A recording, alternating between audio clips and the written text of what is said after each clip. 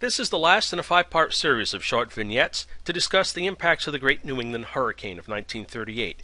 This segment will discuss the actions you and I can take to prepare for the possibility of the next hurricane strike in our area.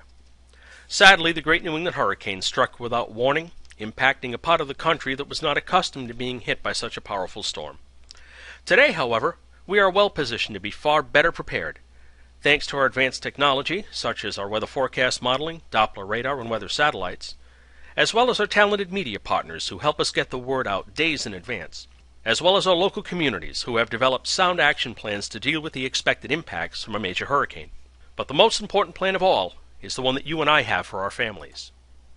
One of the first questions you need to ask yourself is that if we're struck by a major hurricane, can you stand on your own 2 feet for 72 hours after the storm? We need to be self-sustaining for at least this period of time because it'll take about 3 days before local resources are actually able to swing into action. You won't be the only ones requesting help. And the more planning you do in advance, the less stressful the event will be. Are you ready to deal with widespread and long-duration power outages? Utility power could be lost for greater than 3 weeks. In fact, in 1985, when Hurricane Gloria struck our area as a Category 1, it left parts of the region without power for more than 2 weeks. Back in 1954, Hurricane Carol brought a loss of phone communication to the entire state of Rhode Island for more than 8 hours. And can we forget that just 2 years ago, it was Irene, as just a tropical storm, that interrupted power for over 1 week in parts of Rhode Island and southeastern Massachusetts. What does it mean to have a family hurricane plan? Simply put, it's a list of actions and items that you will have at your fingertips, ready to take advantage of in the event of a storm. First and foremost, for those living along the coastline, you've got to know your evacuation zones. Know your vulnerability. Is your house in an area that is going to have to be evacuated? If so, what are you going to do? Where are you going to go? Have all of this figured out well in advance of the storm. For those staying at home, understand that you're going to need battery-operated radios, flashlights, because you will have a loss of electricity that could last days, if not weeks.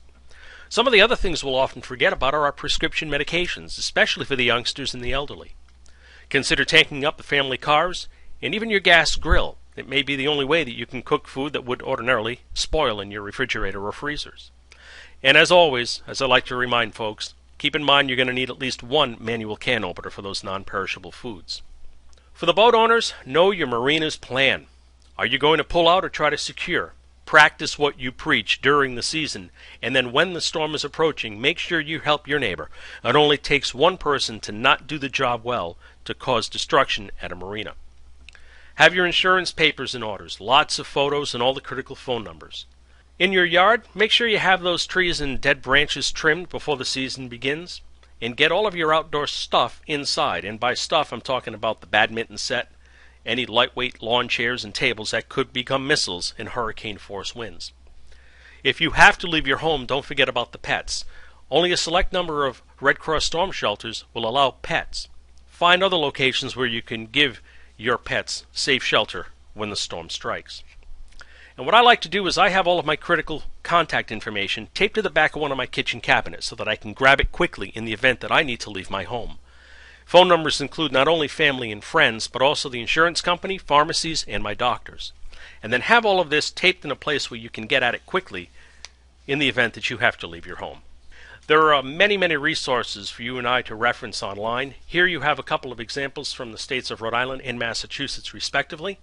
I invite you to visit these websites and take a look and see what's most useful for you. Similarly, at a national scale, FEMA and the Red Cross have a wealth of information available to you online, and I encourage you to take the time now before the hurricane strikes to read up and prepare.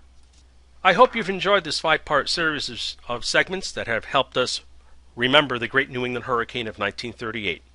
Here's to a safe and hopefully uneventful hurricane season for New England.